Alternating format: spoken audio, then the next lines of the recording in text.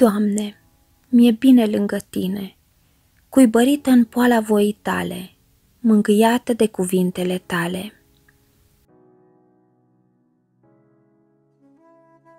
Mi-e bine să știu cine ești și cine sunt. În Tine îmi aflu definiția. Pașii mei, scufundați în lut moale, devin grei, tot mai grei, atunci când sting șoaptele Tale prin împlinirea voii mele.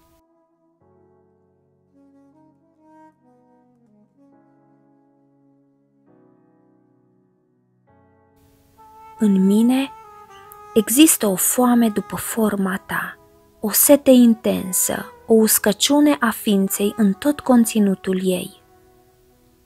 Nimic, absolut nimic, nu poate să mă sature, să mă facă plină, întreagă, în afară de Tine, ziditorul meu, viața mea, sensul meu.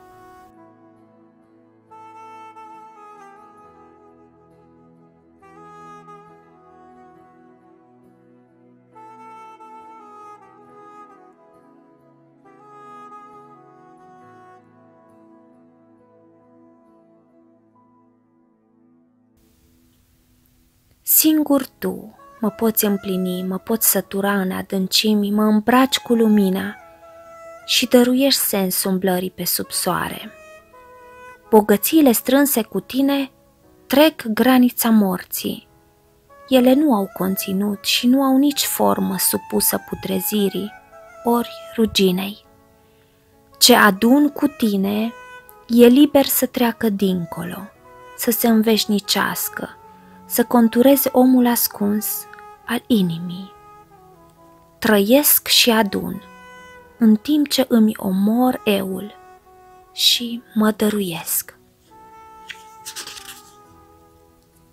Sunt vie, bogată, deplin săturată, când strivesc voia mea, smulg rădăcinile ei și fac voia Ta.